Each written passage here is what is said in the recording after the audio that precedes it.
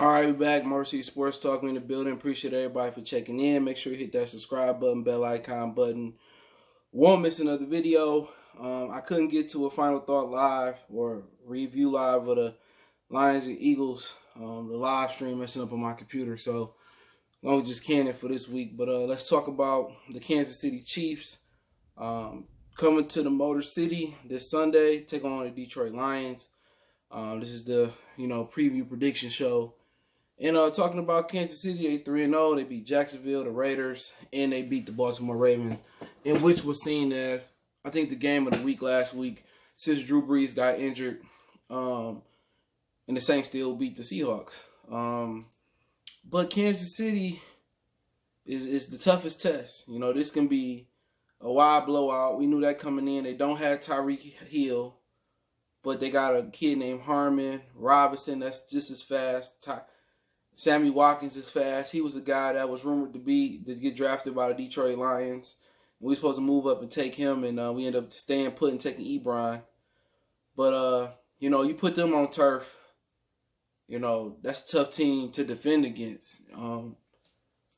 But if you want to check my show, I got to do an NFL show. I'll be doing it tomorrow at 5 on my other channel, Goodfellas Sports TV, so check that out. NFL show, we wrap up week 2, and then we talk about week 3. So it's called The First Down on Mother Channel, Goodfellas Sports TV. You can check the previous episodes and NFL Live playlist over there. But I want to talk about the defense first. Kansas City defense is improved. I haven't heard a lot about Chris Jones this year. I know he had held out. I don't know if he's still holding out, but he was their sack master from the defensive tackle position. They run that 3-4 over there. At least last year they did. They got rid of Eric Berry, who I think is still a free agent. And then they pick up the Honey Badger to be their free safety and their nickel. Their corners, I don't know, to be honest. But they brought in Frank Clark from Seattle. He was a University of Michigan guy, go blue, to help their pass rush. And they shipped D Ford out to the 49ers after he was offsides in the NFC Championship game, of which Brady threw a pick that would have ended the game and sent the Chiefs to the Super Bowl. But the offsides penalty negated that. So they brought Deron Lee, I think, over from New York Jets. They made a lot of moves. Reggie Ragland, Deron Lee is good inside linebacker as well. So they made quite a few moves. The defense is looking better. But Gardner Minshew, he came in after Nick Foles got injured. Nick Foles threw a deep touchdown on him and had some success. So the Lions need to run the ball better. That's the number one thing. Against this defense, they need to run the ball better. And Eagles was one of the better run defenses last year, and they was a great run defense this year so far. So it's no surprise to me they wasn't able to move the ball versus them. They had Kerryon had 20 carries for 20-some yards. So they got to find a way to run the ball better. And people talk about the Lions curse, and I seen that Cliff Averill was on some podcast and said the Lions are cursed. And I believe that to be true. But not only are the Lions cursed, since Barry Sanders left, they had the 1,000-yard season with James Stewart, and Reggie Bush had a 1,000-yard season as well. But since Barry Sanders really left, we never had a consistent running game. I think I would call that the Barry Sanders curse. No matter the offensive coordinator, getting rid of Jeff Backus, getting rid of Dominic Raiola. The number one problem with the Detroit Lions when you come here is not defense, it's not the safeties, it's not the linebackers, it's not the defensive line. And historically, throughout this decade, the defensive line has been great. No matter who they plug in, around Sue, Fairley, Cliff Averill, Van der Bosch, going back to Sean Rogers, is C.J. Mosley. A lot of them guys have been productive. George Johnson, a lot. Ezekiel Ansah was highly productive here. The Lions have consistently, through the Jim Source era and Jim Caldwell era, produced great defensive linemen. They have great production here. The curse on the Lions has been running the ball. When you come to Detroit, they talk about Stafford, they talk about everything else, but the number one thing you need to learn how to do is run the ball. They bought a run game coordinator in last year, new offensive line. They got a new coordinator who ran the ball well with Adrian Peterson, Marshawn Lynch. They have to figure out how to run the ball. I've seen today Pro Football Focus ranks Ragnow the second best run blocking center out there. So it's not the point of attack. So where ain't the holes being opened at? Is Kerryon not seeing the holes? And a lot of time he got great vision, but he got to make somebody miss in the backfield. So they got to figure out how to run the ball. if they going against 7-man fronts and if they can't run the ball, then something schematically is wrong. Darrell Bevell wasn't here for Matthew Stafford to drop back 40, 50 times a game and win the game. And versus Kansas City, they need to play a ball control offense. You know what I'm saying? That's imperative. That's the key number one. Control the ball. And if you're not going to run the ball well, you need a short passing game. You need the Alvin Kamara type of routes out the backfield. The Todd Gurley type of routes out the backfield to set up that play action. You know what I'm saying? Kerryon Johnson is very capable of running those angle routes, those option routes, those circle routes, the Texas routes. They need to utilize him in a short passing game, as well. And they have to find a way to run the ball versus Kansas City this week. Mark Ingram had a ton of success last year.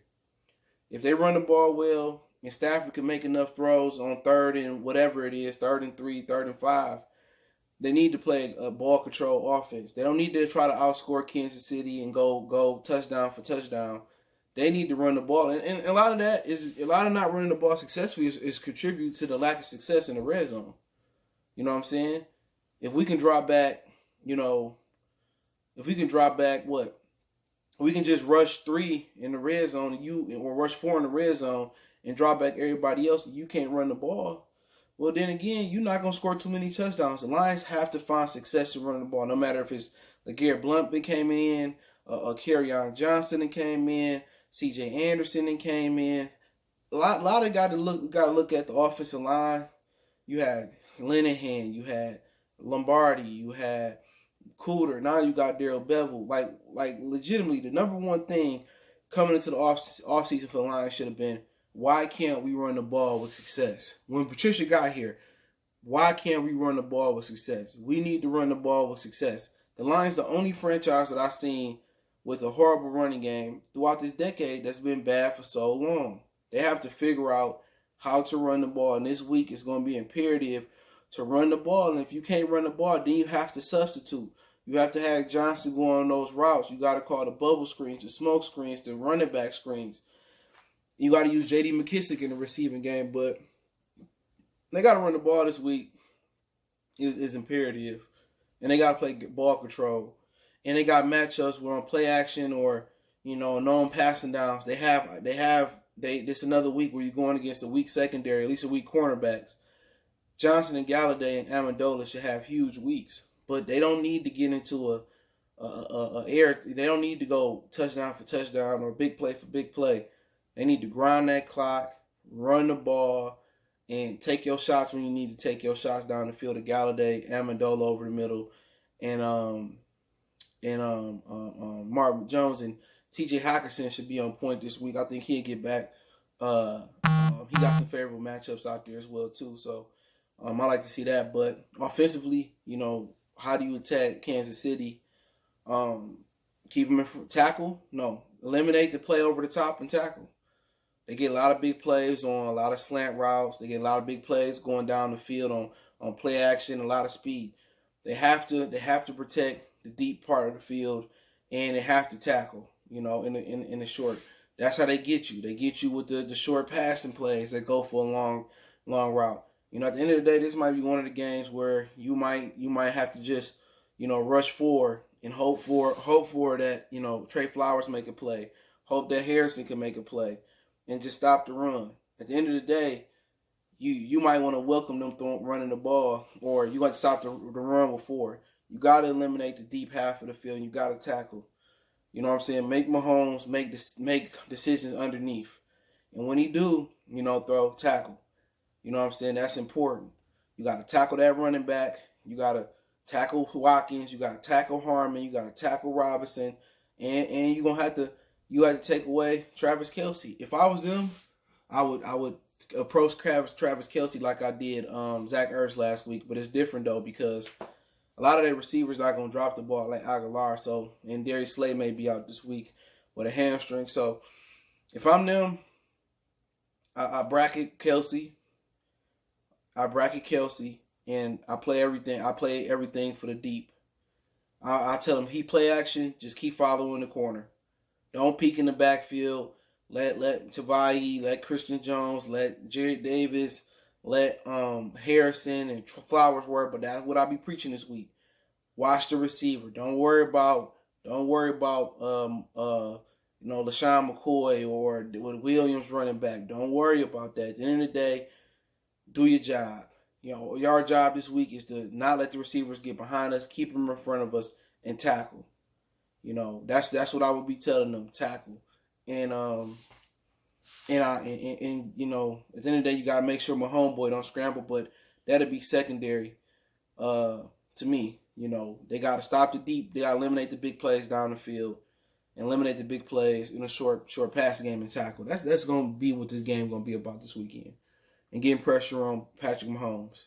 You know what I'm saying? You gotta get pressure up the middle. I may put Trey Flowers in the 3 technique. You know what I'm saying? I may put if we get Deshaun Hand, that'll be a huge boost this week. But it's gonna be about defensively eliminating the deep pass. You know what I'm saying? And I would it's hard to say. You know what I'm saying? If you jam those receivers up, I would jam them. To be honest, no Tyreek Hill. I would challenge a lot of those receivers at the line of scrimmage. You know what I'm saying? I would jam them. I would jam those receivers. It's tough because if you miss, it's over with.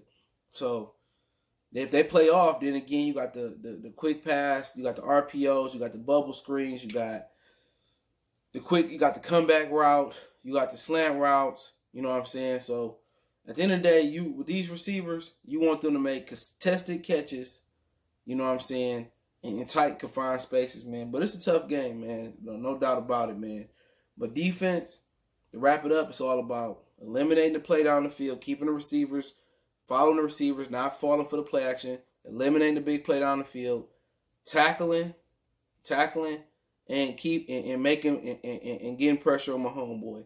Offensively, it's about running the ball, chewing clock, and exploiting those matchups with your receivers on the outside.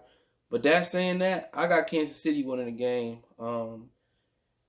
To be honest, I'm gonna say it's gonna be like 40 to 28. I just think they just too powerful right now.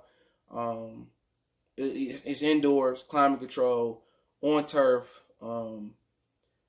No Darius Slay. I just think my homeboy. I like my homeboy. He a bad boy, Patrick Mahomes.